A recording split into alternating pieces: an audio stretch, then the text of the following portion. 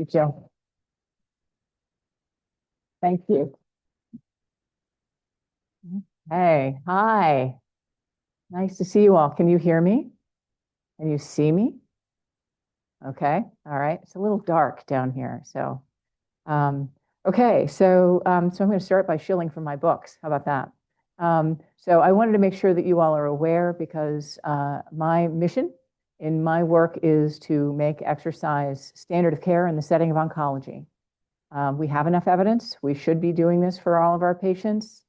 The evidence base is strong enough that if it were a pill, we would do it for every single patient, and yet it's not. Exercise is a behavior, and so changing clinical care for a behavioral intervention is difficult. So there are two things that I've been really focused on. One is developing the workforce for exercise oncology, and for that, I co-authored a text called Essentials of Exercise Oncology with Anna Schwartz and Anna Campbell. The idea behind that book is that this should form the basis for undergraduate courses in exercise oncology so that all universities, one in particular called Mizzou, could have a course specifically in exercise oncology with kind of an easy button. All of the test questions are already online for you, and quizzes and presentations and things. At the same time, I also feel that there's an enormous issue in trying to help patients to understand that exercise is actually good for them as they're going through cancer. Most people, if you were to ask the average person on the street of Columbia, Missouri, hey, you know, your aunt has ovarian cancer. Do you think she ought to be exercising? They'll look at you like you have lobsters crawling out of your ears and tell you that no, she should be sitting with a blanket over her knees with a cup of tea, right? And so that's actually the wrong instinct and is actually harming people. And so I wrote a popular press book called Moving Through Cancer that is intended to help the average person. This is written at an 8th grade reading level, and it's intended to be a program to help people to understand how to build exercise into their cancer journey. So my topic today is to talk about what is maybe nice to have, and then are we at a point where we have sufficient evidence that exercise is indeed therapeutic? It is a must-have in the space of oncology. So we start with the nice to have, and I have a little bit of a history lesson for you. So this is the advice that was given to breast cancer patients on exercise from Memorial Sloan Kettering Cancer Center in the 1950s. Of course, all women wore A-line skirts at the time, and they did wall crawls, and they did some sort of circle-y thing with a string. I'm not entirely sure what that was about, and something maybe like this. I'm not really sure what this, and there's a cane, something with a cane, and circles, like do this a couple of times. And then there's a woman who is doing something with squiggly lines, and if you think about it hard, it's swimming, right? So, and what it says underneath the swimming woman is, swimming allows maximal use of the affected arm. These motions train the deltoid and other muscles to carry on the function of the lost pectoral. So this is a real history lesson because at the time that this was a brochure given to women at Memorial Sloan Kettering, the most typical surgery that was done for breast cancer was called the Halsted procedure. The Halsted procedure took not just the breast, but the entire pectoral, pec major, pec minor, everything in the armpit, all of those muscles. And so the whole area was kind of caved, and there was no ability to do anything with the upper body. So we've come a long way since that time.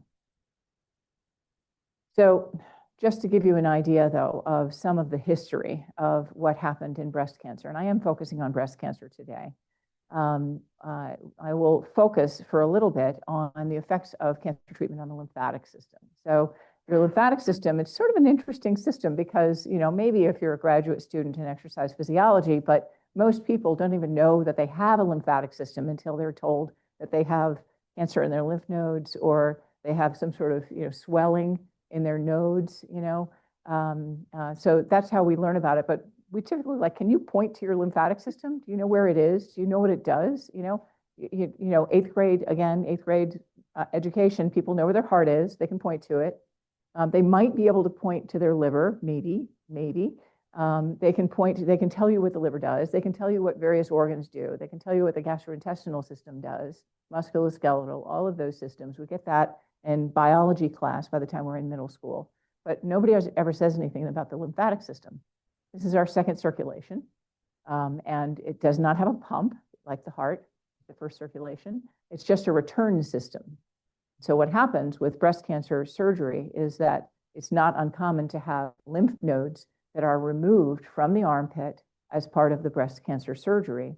And that can cause changes in the way that the lymphatic system operates with regard to inflammation, infection, overuse, injury, and trauma. And it has been observed many times that there is a linear relationship between the number of nodes removed and the severity of the effect. We also know that radiation treatment also potentiates this issue. So these are issues that are faced by breast cancer survivors on a regular basis, and interestingly, more so in Black women than in white women because they're more likely to have more lymph nodes removed because they're diagnosed at higher stage and grade. So the advice that was given to breast cancer patients from the Susan G. Komen Foundation, from the American Cancer Society, from the National Cancer Institute for a very long time was don't lift anything heavier than 5 to 15 pounds ever again in your life. And, my babies were 10 pounds at birth. A gallon of milk is about 10 pounds. A grocery bag is 10 to 14 pounds. How are they supposed to live their lives? This is a problem, right? A problem to be solved. So this long-held clinical advice was to avoid overusing the upper body. It's still outstanding advice, but unfortunately in practice, what it translated into was not using the upper body at all, which then deconditioned the upper body in a way that potentiated the very problem they were trying to avoid, onset and worsening of breast cancer-related lymphedema. So you could say that this is, by analogy, throwing the baby out with the bathwater. The other analogy that I like to use here is of cardiac rehabilitation. We have two individuals that both have an MI. One goes to cardiac rehab, one doesn't. It snows on a random afternoon in March. What was that? And they both have to go out and shovel. Which one is going to have a second heart attack? The one that didn't do cardiac rehab, right? So what that cardiac rehab did was slowly, progressively increase the capacity of the myocardium to withstand stress. Now, by analogy, two women both have 10 nodes removed for their breast cancer. One of them does slowly progressive resistance training in order to increase the capacity of her lymphatic system to withstand stress. And the other one does not. They both end up at the last gate at a very large airport, and the wheel goes wonky on their suitcase, and they have to carry a 35-pound suitcase all the way through. Who's going to develop lymphedema? Who's going to have worsening of lymphedema? The one that didn't do the strength training program, right? So that's the hypothesis that we had walking into the PAL trial. This was a one-year randomized controlled trial of twice-weekly progressive strength training, and compared to a non-exercising control with a primary aim to determine whether there were any changes in breast cancer-related lymphedema outcomes in these women. It was really two trials within one RO1. So there were 141 women that were randomized who entered the study with a diagnosis of lymphedema, randomized into treatment control, and then 154 women who were at risk for lymphedema by virtue of having had lymph nodes removed, and they were randomized to treatment or control. The results of this trial were published in JAMA and New England Journal of Medicine because they were absolutely practice-changing. The summary of what we found was twice-weekly slowly progressive strength training is safe, absolutely counter to the advice from Susan Komen, American Cancer Society, NCI. For those with lymph nodes removed, including those with and at risk for lymphedema, the risk of lymphedema flare-ups in those who already had lymphedema was decreased by half. Among the at-risk women who had at least 5 nodes removed, the risk of onset of lymphedema, defined by increase in arm swelling, was reduced by 70%. We had substantive strength improvements body image improved as well, and physical function was maintained. So I'm really, really proud of the fact that this trial led to a clinical program that is now available across the United States. It's called Strength After Breast Cancer. It turns out the patients didn't like the name PAL, so we had to rename the program. And it's paid for by insurance. It is offered through physical and occupational therapy, which is an appropriate place to put a program like this. And it's available in over 1,500 locations across the United States. And there is a training course that we developed with close training for 4-hour training to teach people how to deliver this course. So in summary, if we look back over time to see what happened with lymphedema over time, we had advice in the pre-90s that said, complete rest, and it was, no arm use, but it was anecdotal fear. It wasn't based on anything. There was no science behind it.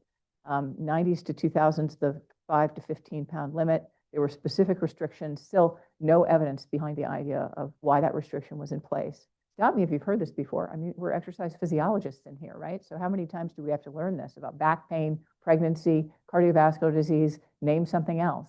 It's, it turns out we are better when we move. So the first cracks, there were these tiny, tiny pilot studies that were done between 2000 and 2008.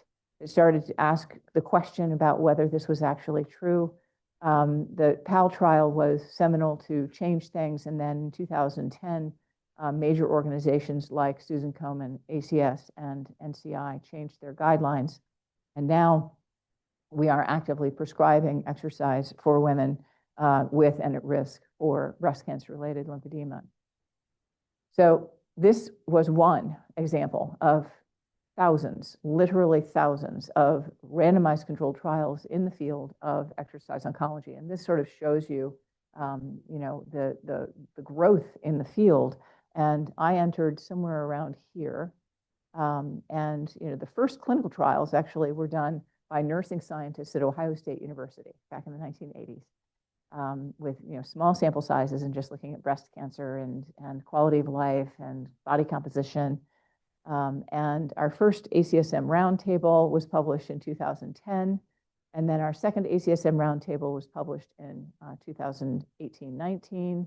And you can see we have this exponential rise because of the roundtables. And if you were to sit here right now on your phone and do a PubMed search and cross exercise and cancer and do in English randomized controlled trials, you would find over 3,000 answers. So 3,000, that's a lot. Now, 80% of them are in breast, but that's still a lot of studies not in breast because 3,000 is kind of a large number. And so, not surprisingly, the field has decided that there are a few things that we can conclude. So I did some seminal work in breast cancer-related lymphedema, but others have really done wonderful work in randomized controlled trials that have documented that exercise is valuable for patients living with and beyond cancer for fatigue, sleep, quality of life, anxiety, depression, body composition, function, and breast cancer-related lymphedema. So are those therapeutic or are they nice to have? They're nice to have, right? You're not going to change CPT codes and pay for exercise trainers on the basis of changing fatigue, are you? Are you? Well, the other thing I'll say quick before I go on to answer my own question is that all of the work that had been done up to that point was really focused on people getting curative care. And so the field was really thrilled when Preferable Effect was published in Nature Medicine in 2024, that this was a multinational randomized controlled trial with 357 metastatic breast cancer patients. And they had a very robust exercise intervention they did with these women. This was done in Europe, and it was in person. It was supervised exercise, and their primary outcome was health-related quality of life and then symptoms as well, with fatigue being the key symptom they were interested in. So what they were able to show was very much like all of the prior randomized controlled trials for curative care. We actually see in purple the improvement in health-related quality of life as compared to the control group in black. The quality of life actually went down over 9 months. And similarly, fatigue went down in the treatment group and stayed lower as compared to what happened in the control group in the preferable effect trial. And they have documented cost effectiveness of this intervention since this particular paper was published. So are they nice to have, or could they be more? Could there be more to this? Is it possible that these symptoms actually are showing us changes physiologically that actually could result in changed clinical outcomes? Well, I read with great interest a paper that was published, anchored by Dawn Hirschman from Columbia back in December of 2025. And what they did was they went back and looked at a whole series of, this was a big pooling project that they brought together all of these studies and looked at what people reported for their fatigue level at the beginning of their treatment. And this very busy slide, I'm going to stop long enough to explain it to you. So one of the ways that we look at adverse effects in cancer is through a survey called the Patient-Reported Outcome Cancer Treatment, Cancer Toxicities categories of adverse effects. I think I have all those letters right, pro-CTC AE. And so they asked the question at the beginning of their treatment, before they started their treatment, how's your fatigue? And in addition to asking them about it, they then looked at whether the people ended up having a toxic effect of their treatment that required that there be a change in their treatment, which is predictive of them not having a positive outcome clinically.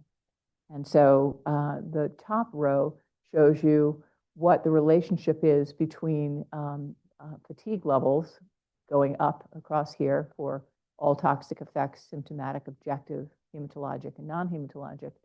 So, for grade 3 toxicities, we absolutely saw more grade 3 toxicities in people who were more fatigued at baseline before they started their treatment. But that remained the same when we looked at more toxic things with grade 4 or 5, which is a higher level of toxicity. And we showed the exact same thing again with grade 5, which is the highest level of toxicity.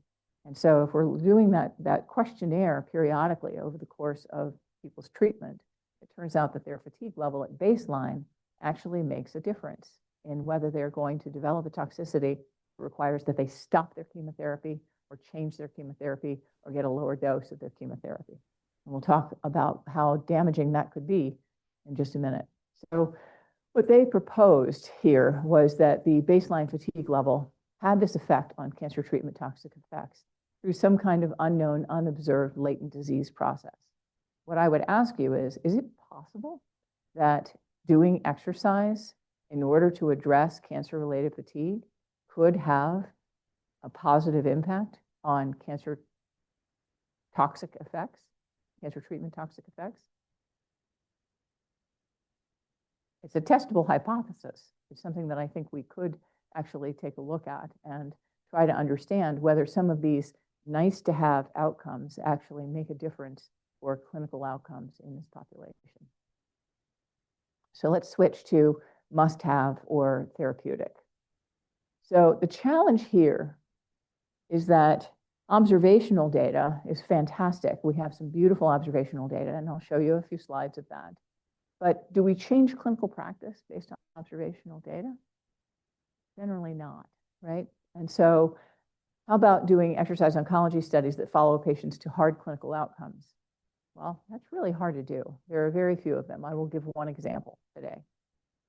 And then intermediate endpoints are, well, they're intermediate. They could veer off in some other direction by the time we get to the clinical outcomes. So and further, translating the preclinical work is very challenging. So one answer would be to triangulate around these, to try to make teams of people, like the TREC teams that came together to try to triangulate around preclinical models, human intermediate outcomes and clinical outcomes. And I'm not going to talk about them today, but another option would be to look at opportunistic studies with human tissue.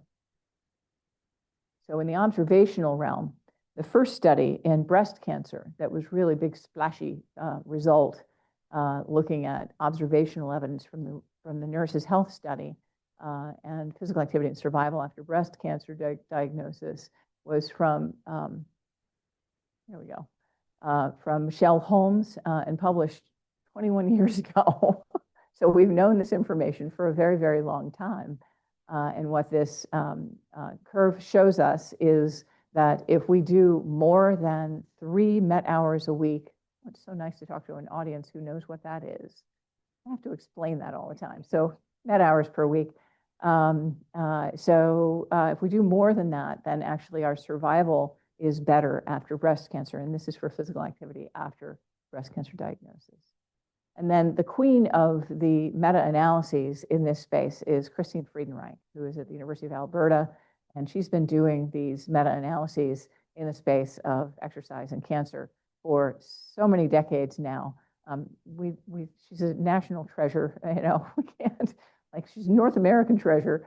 We're going to have to figure out who is going to take this over if she ever decides to do something else with her life. But focusing specifically on the breast cancer related outcomes, what you can see is that there is a hazard ratio of 0.86, so a 14% reduction of likelihood of breast cancer incidence for those who are more versus less physically active. And very shockingly, a hazard ratio as low as 0.63, so a really large effect of post-diagnosis physical activity on long-term mortality.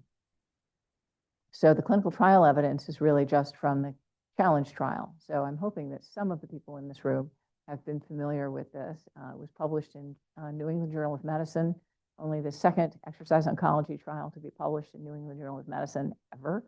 The whole field is very proud of this. And so this was by Carrie Cornier's group. And what they did was they recruited 889 patients, mean age 61, balanced by men and women, and they gave them a 3-year structured exercise program or a health education materials alone program. And the main outcome was disease-free survival.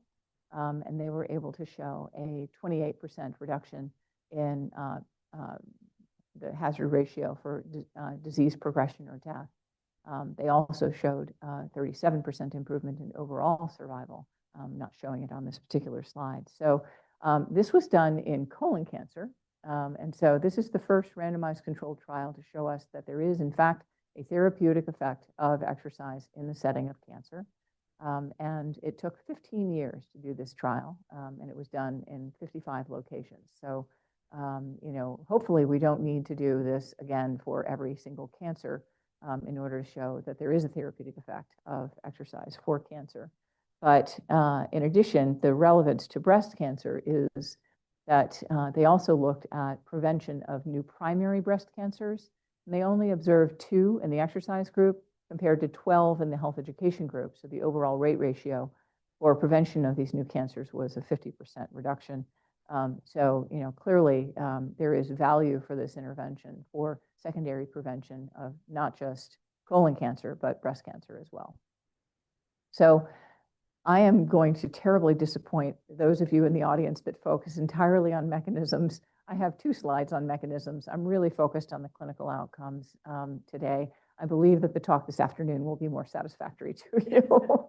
So there are a broad variety of mechanisms and things that we could be looking at to try to understand why exercise would have the effects that I have just outlined for you. The tissues that we think that we're most interested in are immune and inflammation, as well as the tumor microenvironment.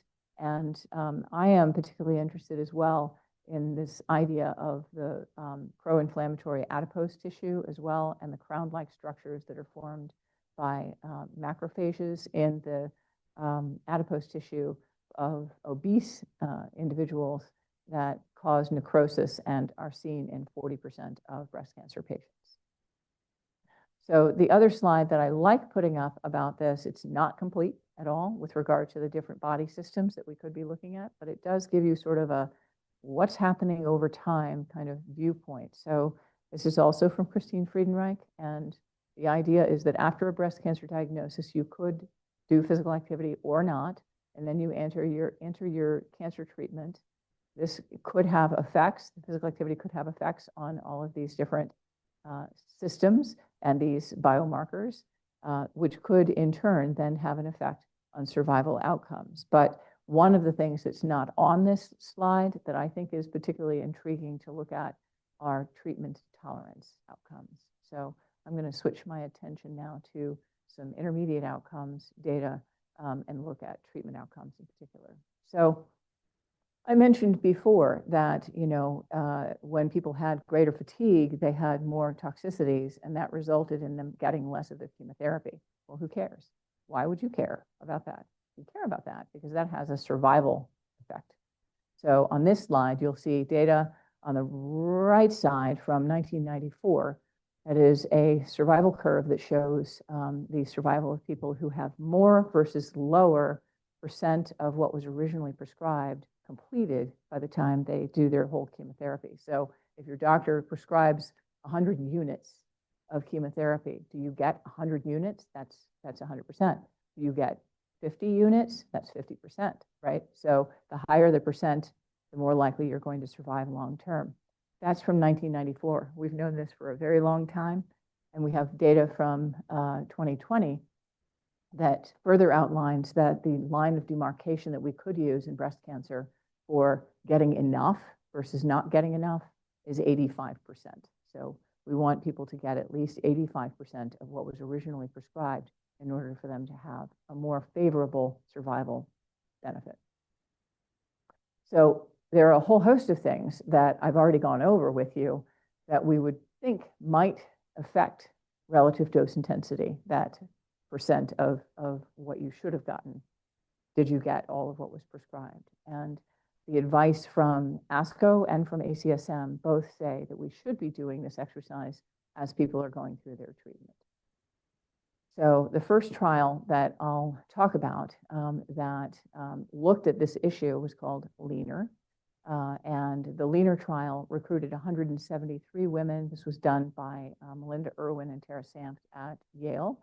And they recruited 173 women, randomized them to a very intensive exercise and nutrition intervention versus health education only intervention. And their primary outcome of interest was actually this relative dose intensity. Could they actually improve relative dose intensity? But they also, in secondary analyses, looked at whether or not for the women who had neoadjuvant chemotherapy, so they had their chemotherapy prior to their surgery, did their tumor disappear? Did they have a complete pathologic response as a result of doing the chemotherapy?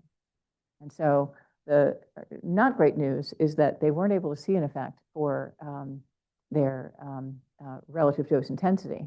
But the reason is a good reason for these patients, and that is that the average relative dose intensity in this trial was around 90%.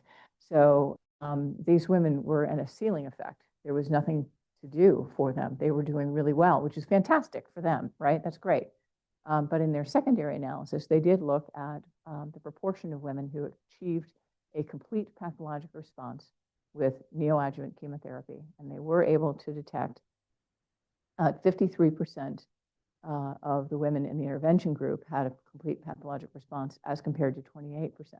Again, a therapeutic effect. This is a survival benefit if you can have the therapeutic effect of a complete pathologic response. But they did not see anything in RDI. And so my colleague and I, Jennifer Ligabell and I, designed a study that was intended to address that ceiling effect that they had. We decided to do a similar study to the LEANER study, but this time we're doing it in the setting of older women who we know are likely to have problems with relative dose intensity. And so we're recruiting 270 participants, early stage, neoadjuvant or adjuvant, age 65 or older, and randomizing them into our intervention, which is resistance and aerobic exercise training and protein support, 1.2 grams per kilogram, versus a supportive care program.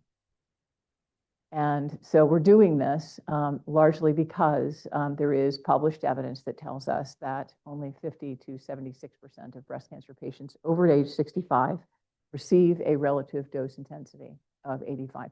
And so we have an enriched cohort in which to try to look at this outcome of whether exercise training makes a difference for this therapeutic outcome. So what we're looking at is this combined resistance and aerobic exercise and protein supplementation intervention. And our mechanisms, what we think are going to make a difference is to maintain and improve muscle mass. We're looking at that with D3 creatine dilution. And then to maintain and improve modifiable elements of something called the geriatric assessment, which includes physical functional status, psychological state, social support, falls or use of assistive technology, nutritional status with a 24-hour recall, quality of life, fatigue, and a number of other patient-reported outcomes. So our primary outcome is that improved relative dose intensity. But the secondary goes back to the paper that I showed you from Don Hirschman from December, and it is, are we going to get less toxicities because these women are hardier? Are they better able to withstand their chemotherapy because they have less inflammation, because they have more lean mass, because they are higher function? So just to give you an idea of window in to where we are in the trial. So with 124 women complete, 62 in the treatment group, we have an average of 97% of the protein goal is being achieved. So they're doing a great job overall of taking in the protein. This is the easy part. This is the part that they want to do. We do give them protein supplementation, and they like it, and they take it, and the vast majority of them do. A few don't. There's a few down there in the 54%, but most of them are taking the protein supplementation we ask them to take.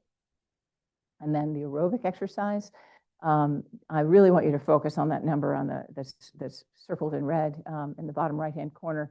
They're getting on average 32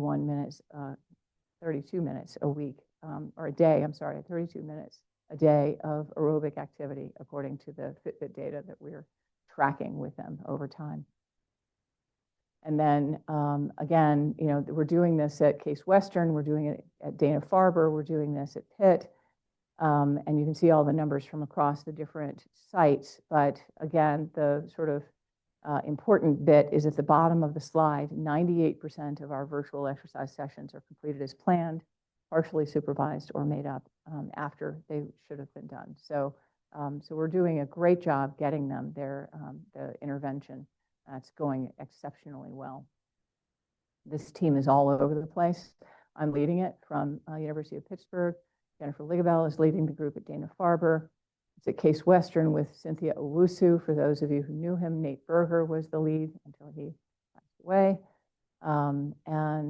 University of Arizona, Cynthia Thompson is helping us with all of the nutrition analysis. The D3 is being done by Bill Evans at Berkeley, and Karen Bass-Nanquist is running our implementation science AIM-3. Okay, so now I want to switch to talk about the mouse to human work. So we've gone from, you know, A-line skirts and some sort of weird circly things, you know, to maybe we can do something nice to have for women so they don't develop lymphedema and have symptoms, to maybe, in fact, those things are therapeutic, to some emerging evidence that tells us that there is value for exercise in a therapeutic place. But, you know, we have one randomized control trial in this space, one randomized control trial. So how do we get randomized control trials? We turn to the mouse models, right? So I'm going to just share with you two different mouse models and one translational piece that I think is of interest. So this is work from Connie Rogers' lab. I overlapped with Connie at Penn State for a time. She's now in Georgia. She started with these female mice, and for 8 weeks she had them doing, it's 4 groups, and you're going to see these 4 groups over and over again in the coming slides. So they're either doing nothing, they're doing exercise, they're doing caloric restriction, or they're doing exercise and caloric restriction. In this particular model, she used an orthotopic implantation of a cancer, and she did this study 3 different ways to Sunday in order to know what the particular effects would be. I really want to fast forward to this slide in order to talk to you about overarching conclusions of what Connie's group was able to show. The tumor volume was absolutely smaller in the group that did the combined intervention. And very importantly, the days of survival were very different, in particular in the combined group. Let's just come back to that over and over again. It's the combined group.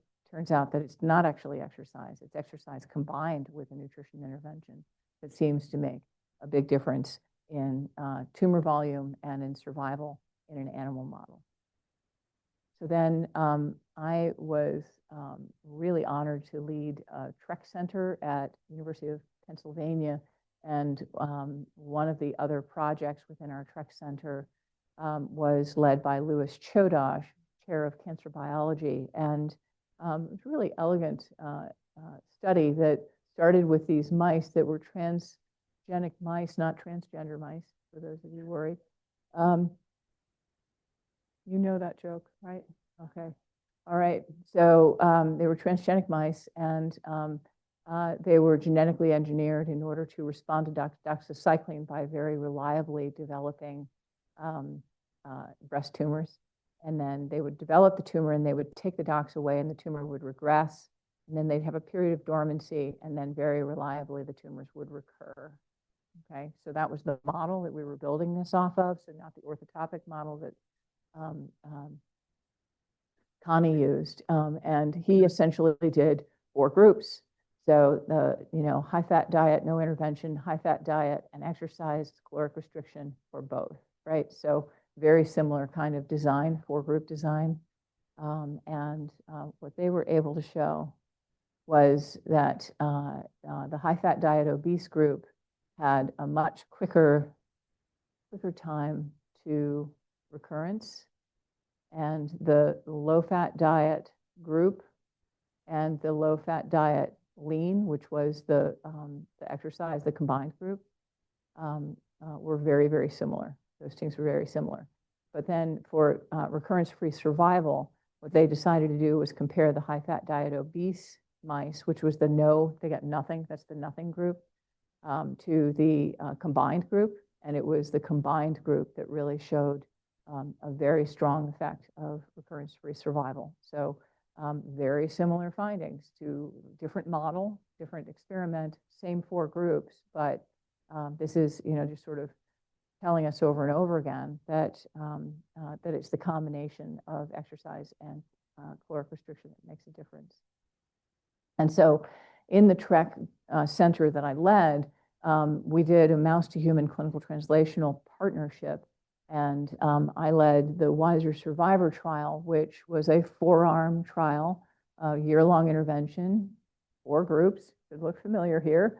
4 groups. One of the things that was unique about this particular intervention was that our dietary intervention was actually meal replacement. We did Nutrisystem in order to get a larger weight loss than folks had been able to get without meal replacements.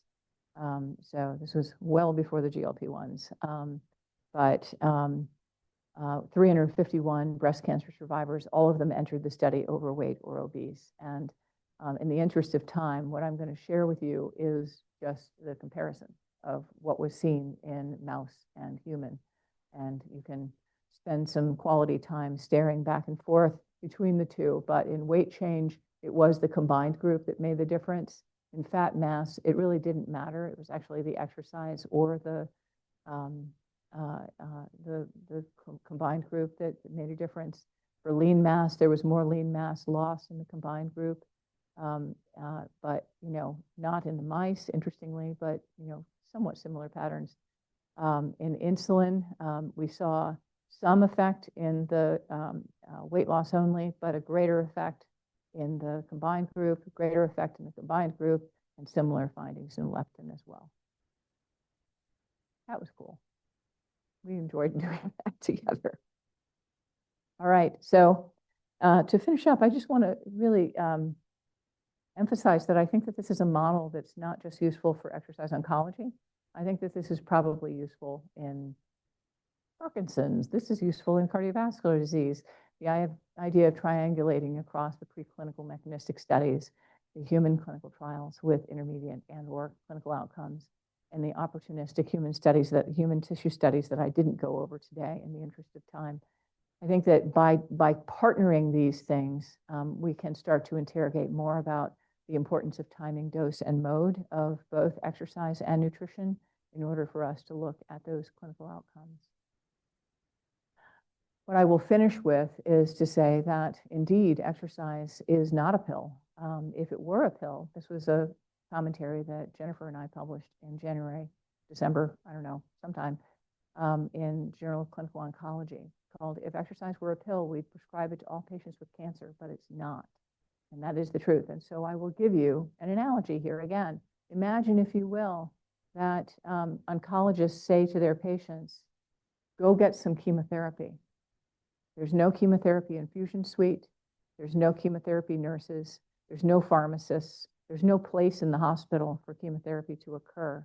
There's no schedulers. There's no therapy dogs walking around. There's no warm blankets, snacks, juice. There's none of the infrastructure that happens. There's no chemo chairs. None of that exists. You're just told, go get some anthracycline, or just go get some chemotherapy.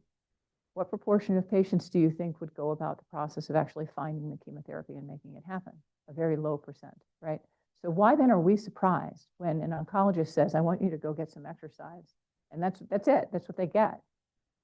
Why are we surprised people don't actually make changes? We have to have policy changes. We have to have coverage changes from insurance. We need to increase the workforce. We have to figure out how we do the triage and referral process. We need to increase the number of programs. This is on the bubble. Things are changing fast in the field of making exercise standard of care, which I'm delighted to see, but we still have a lot of work to do. And on that note, this is me with a couple of my postdocs. I have had a very long career, so if I put all the names up of all the people I've collaborated with, it's in 2-point font. So I'll just say that I'm very grateful that I've had some amazing collaborators over time. And finally, the International Society of Exercise Oncology welcomes you, and we'd love to see any and all of you in Heidelberg, beautiful Heidelberg, Germany, in July of 2026. We are at exercise-oncology.org. Come join us. We had room for 126 abstracts, and we had 300 submissions. So we anticipate that we're going to have to close registration for this thing because there is a pressing need for it. So thank you very much.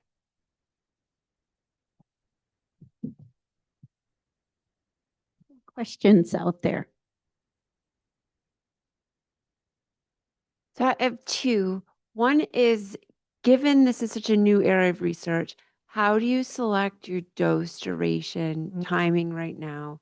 And the other one is, given we know it's beneficial, how do you prescribe your control group guidance versus, that's my question. How do you select your control group or communicate with your control group, and how do you pick your dose for your experimental group? So, so in terms of dose, how do you choose your dose? One of the things that we did with the 2018 ACSM roundtable was we had 16 cancer health related outcomes that we were looking at. And there was a team of people that were all doing literature searches to find things. And we then took, like, if we had 5 clinical trials that said that there was a positive effect and not just a tiny effect, but a meaningful effect on an outcome, we said, thumbs up, you're in, right? And then we went back through those papers and we said, what were the doses that were associated? And so there's actually a remarkable infographic that was developed by Kristen Campbell from University of British Columbia that is specifically about the doses of exercise that are needed for each one of the outcomes that I put up there. So that said, there are still questions, and I'm very interested in this. There are questions about, and frankly, they're not just for cancer. How many sessions do people need to start to do the exercise on their own? So that's another question that I think it's not the question you asked, but I think it's a related question. And we don't know the answer to that. It's a behavioral question. And then what do you do for your control group? Yeah, good question, because, especially after the challenge trial and the, this big splashy finding. What are we supposed to do for our control groups? And I think the standard of care, I will absolutely guarantee that the standard of care at your cancer center today is that people might get a brochure and they may hear a few words out of the lips of one of their care providers. Hey, it would be good for you to take a walk, right? They might. And so, and we know that doing that much doesn't really change behavior much. And so we do the standard.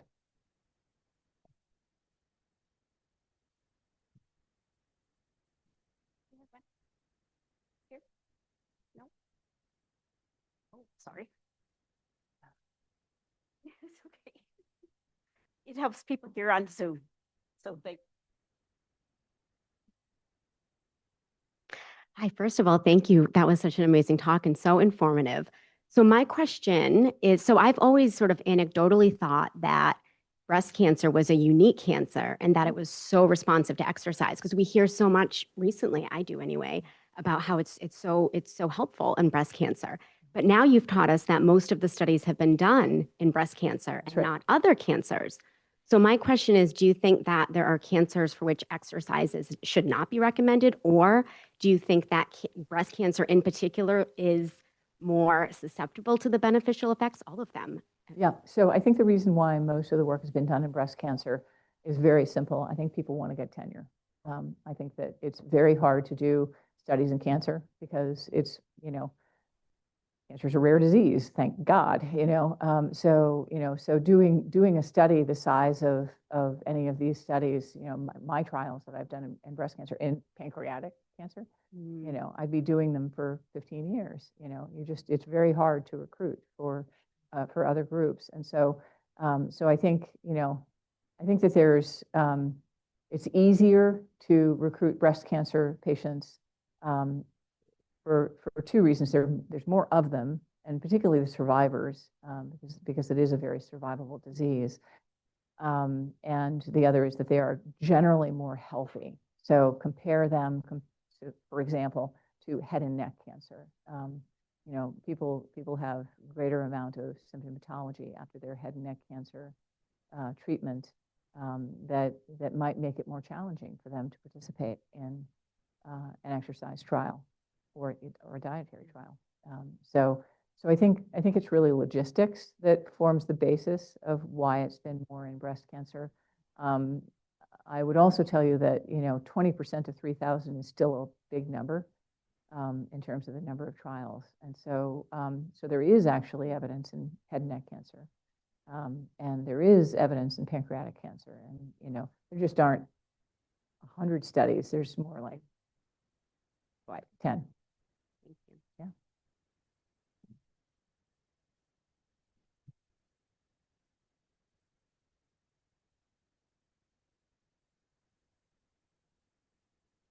First off, great talk. Dr. Iris Zachary, who's joining us via Zoom, would like to know what type and amount of exercise provides the greatest benefit. Okay. So there are two answers to that, at least. One answer is that according to the American College of Sports Medicine guidelines for exercise for cancer patients and survivors, the amount of exercise that is needed in order to improve all of the outcomes that I put on my slides is 90 minutes a week of aerobic activity and twice weekly strength training during treatment.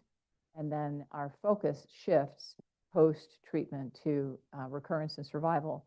And then the guidelines are to do 150 minutes a week of aerobic activity and twice weekly strength training.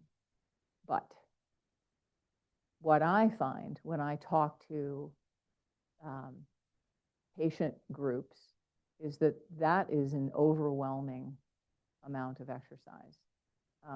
And so one of the things that we've worked really hard on with the Moving Through Cancer initiative through ACSM is helping people to recognize that movement is good for you and more is better. And the big quote is, the best type of exercise is the one you'll do consistently.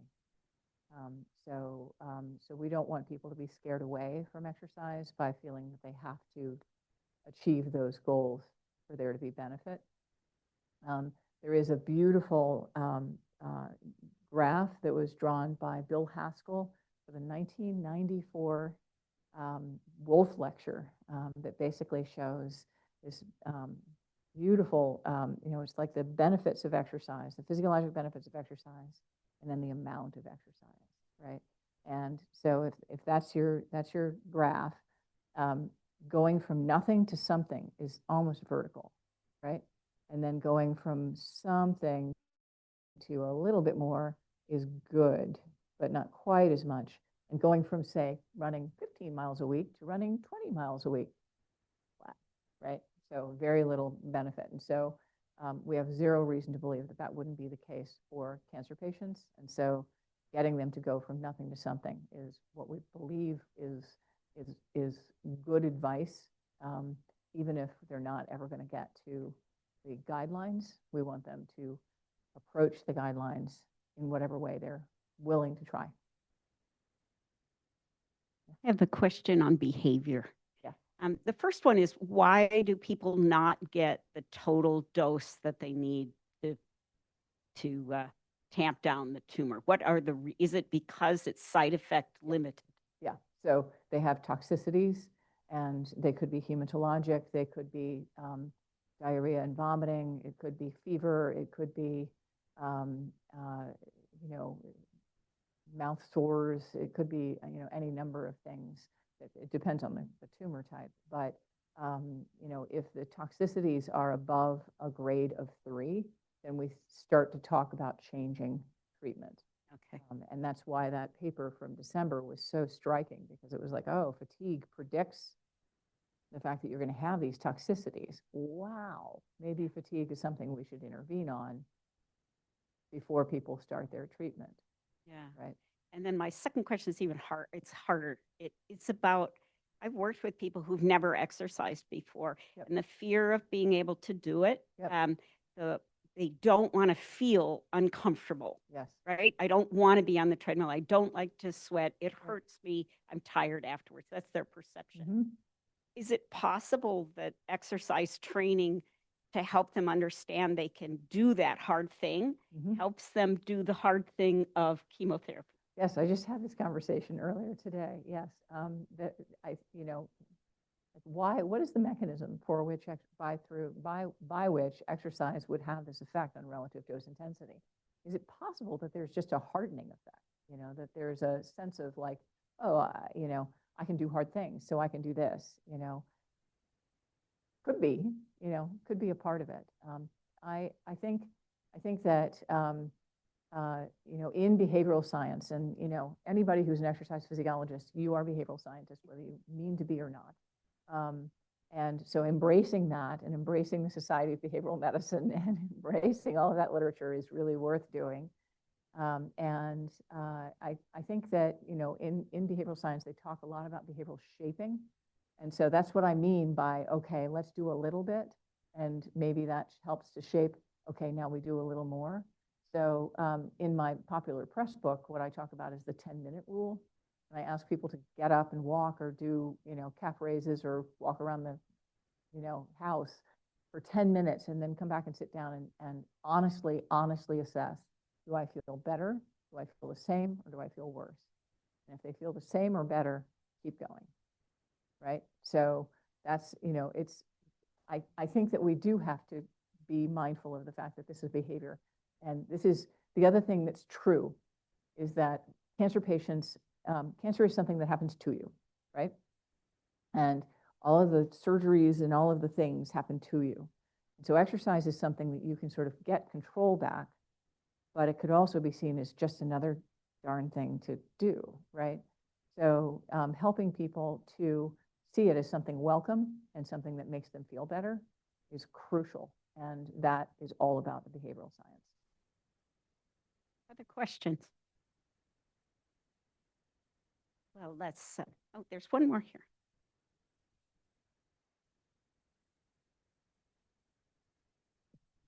Great talk, thank you.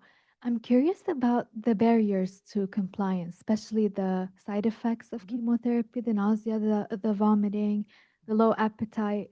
How did that affect the adherence to the exercise and the diet plan? And your thoughts on meal replacement versus being able to tolerate the same amount of protein from whole foods? Right. So, so in breast cancer, we can pretty reliably predict the days that they're going to feel, my mother would say punk, you know, where they're just not going to, it's not going to happen, you know. And so one of the things that's really important is helping patients to recognize and to know that we're not asking them to exercise on those days, that there are rest days, right? The problem is that if you are in the psychological state of dealing with, I have cancer, I'm doing chemotherapy, all of that, everything feels like a rest day, right? So how do we convince people that there are some days in there when they can do more, right? So it's a conundrum. It's a bit of a conundrum. And as to the meal replacements,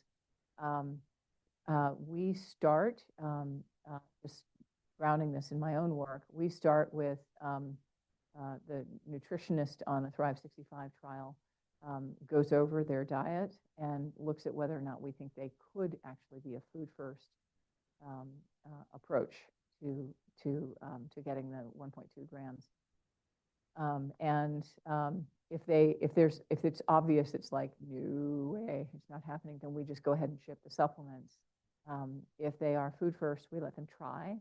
And I will tell you, not many make it because they get to a point where they can't actually do the food because of the side effects, but they can do the supplement.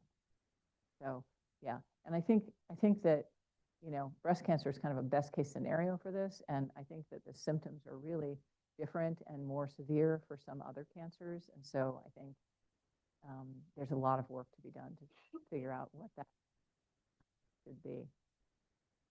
Thank you. Dr. Schmitz, thank you so much.